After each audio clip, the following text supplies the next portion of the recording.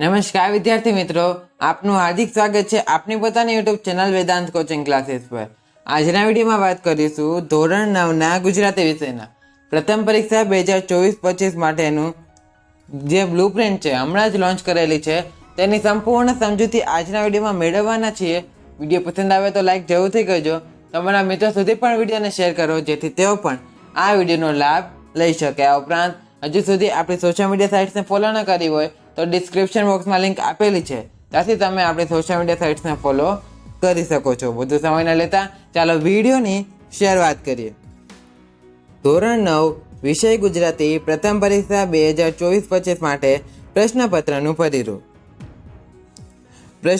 પ્રશ્નોના પ્રકાર પ્રમાણે ગુણપાઠથી શરૂઆત કરીએ તો હેતુલક્ષી પ્રશ્નો 15 પૂછાશે જેના 15 ગુણ, ત્યાર પછી ટૂંક જવાબી પ્રશ્નો 9 પૂછાશે તેના 9 ગુણ, ત્યારબાદ ટૂંક જવાબી પ્રશ્નો તેનો બીજો પ્રકાર 3 પ્રશ્નો પૂછાશે જેના 6 ગુણ, ત્યાર પછી વિસ્તૃત જવાબી પ્રશ્નો 4 પૂછાશે જેના 14 ગુણ, ત્યારબાદ નિબંધ પ્રકારના પ્રશ્નો 1 પૂછાશે જેનો 6 ગુણ રહેશે।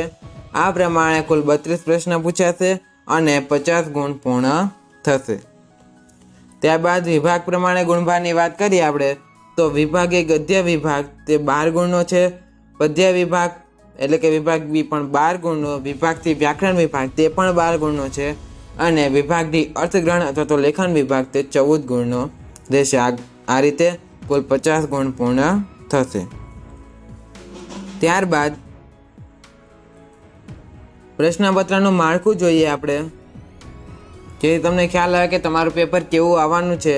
તો વિભાગ એ ગદ્ય વિભાગની વાત કરીએ, પ્રશ્ન ક્રમાંક 1 થી 2 એટલે કે 1 અને 2 રહેશે, જેમાં તમારે જોડકા જોડો તેવો પ્રશ્ન પૂછાઈ શકે છે અને જોડકામાં તમારે કર્તા અને કૃતિ, કૃતિ અને પ્રકાર, કૃતિ અને પાત્ર અને ઉક્તિ આટલા પ્રકારના જોડકા તમારે પૂછાઈ શકે છે। આ 4 પૈકી ગમે તે એક જોડકું તમારે પૂછાશે, એમાં 2 પ્રશ્ન છે, દરેકનો 1 ગુણ રહેશે અને જોડકાના તમારે 2 ગુણ છે।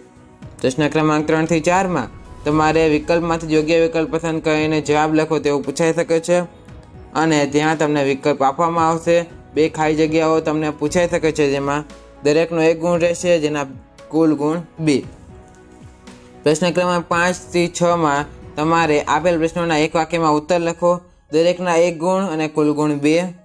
ત્યાર પછી નીચે આપેલા પ્રશ્નોના 3-4 વાક્યમાં ઉત્તર લખો, એક પ્રશ્નનો જવાબ લખવાનો છે, તેના અથવા બીજો પ્રશ્ન પણ આપેલ છે, 2 માંથી ગમે તે એકનો જવાબ લખવાનો છે, તેના તમારે 2 ગુણ રહેશે।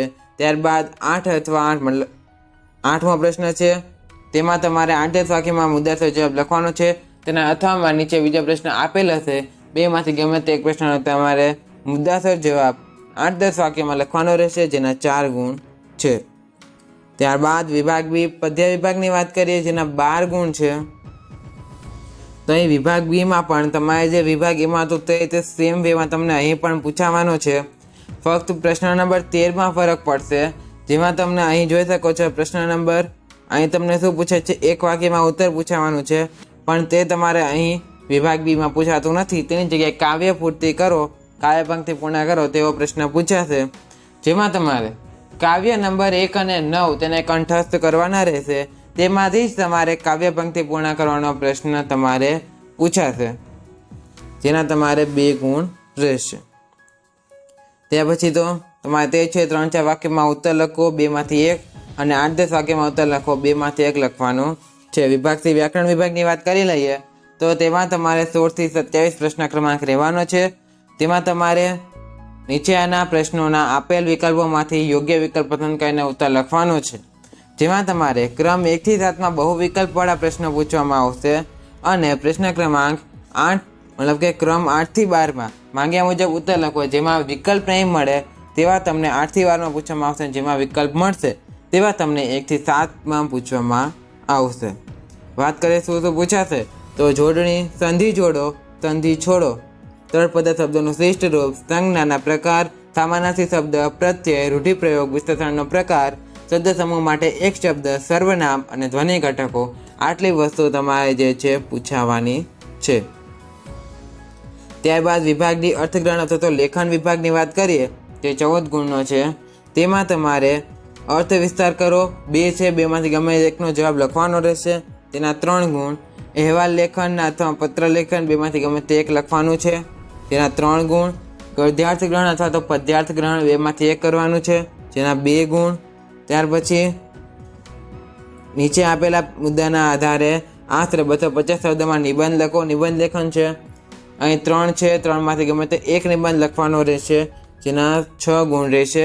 આ રીતે તમારા કુલ 50 ગુણ પૂર્ણ થશે. ખાસ વાત એ કે પ્રથમ પરીક્ષા માટે તમારે જૂનથી સપ્ટેમ્બર માસ સુધીનો અભ્યાસક્રમ રહેવાનો છે, જેમાં વાર્ષિક પરીક્ષાના નમૂનાના પ્રશ્નપત્રમાં મૂકવામાં આવેલ ક્ષમતા આધારિત પ્રશ્નો એટલે કે CBQ ક્વેશ્ચન્સ મુજબના આ પ્રશ્નો પ્રશ્નપત્રના તમામ વિભાગોના મળીને કુલ અંદાજિત 50% ગુણના પ્રશ્નો પ્રથમ દ્વિતીય પરીક્ષાના પ્રશ્નપત્રમાં પૂછવાના રહેશે. અહીં તમારા જે CBQ ક્વેશ્ચન્સ છે તેનાથી ગુજરાતી, હિન્દી, અંગ્રેજી અને સંસ્કૃત જેવા વિષયો પર કંઈ પણ વધારે ફેરફાર થતો નથી, પરંતુ ગણિત વિજ્ઞાન અને સામાજિક વિજ્ઞાન આ 3 વિષયોમાં તમારે ઘણા મોટા ચેન્જીસ જોવા મળે છે આ CBQ ક્વેશ્ચન્સના લીધે. તેથી તેને તમારે ધ્યાનમાં જરૂરથી રાખવા. આજના વિડીયો માટે આટલું જ. હવે મળીશું નેક્સ્ટ વિડીયોમાં. ત્યાં સુધી થેન્ક્સ ફોર વોચિંગ. જય હિન્દ, વંદે માતરમ.